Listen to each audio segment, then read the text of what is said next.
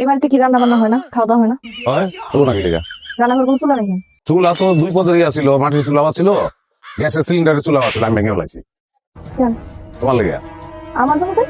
তোমার লেগে তো আমি কোনো ধরনের রিস্ক নিতে পারবো না। মনে করে চুলায় রানতে গেলে সিলিন্ডার বাস করে মরে দিতে পারো, লাকড়ি চুলা থেকে শাড়িতে আগুন লাগতে পারে, তেলের মধ্যে কোনো কিছু দিলা তেল ছিটিয়ে ফোসকা করতে পারে।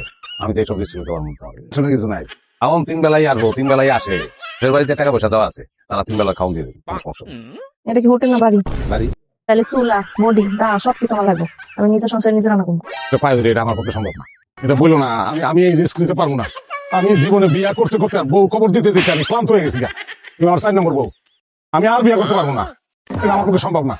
শোনো, অসুবিধার কিছু নাই, একটা দুর্ঘটনা তো যে কোনো সময় ঘটে যেতে পারে। দরকার কি খাওয়ার আসবো, তুমি রাজরানীর মতো থাকবা, তোমার কোনো কাজ টাজ করতে হবে না, ঠিক আছে? কোনো কাজ করবে না তুমি। আমি অন্য মানুষের রান্না খাইতে পারবো না, নিজে রান্না করবো নিজে খাবো। আর যদি সেটা না হয় তাহলে কিন্তু আমি না খাই থাকবো, কিচ্ছু খাবো না, পানি পর্যন্ত খাবো না। মানুষ কিন্তু না খায়ও মরে। আর আপনি ডিসিশন নাম, আপনি কি বলেন?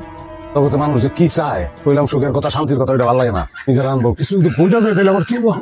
এই যে তোমার চুলা টুলা সবকিছু রেডি, যদিও চুলাটা এখনো ভিজা, ওকে যাবো, অসুবিধা নাই। আর আন্দোলনের অন্যান্য জিনিসপত্র সব কিন্তু আমি আনছি। খাওয়া নাই বসে, আমরা খাইলি। ওই খাবার আমি খাবো না, রানবো তারপর খাবো। বাজার আনেন নাই? কেমন কথা কইলা তুমি?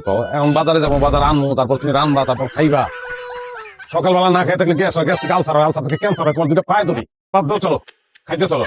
লাউ দিতে চাই, লাউ কেটে নিয়ে আসো। আয় খবরদার, তোমার নাম শুয়ে যাবো আবার। তুমি গেলে লাউ করতে যাবা, লাউ আমি কাটবো, লাউ দিক দাও।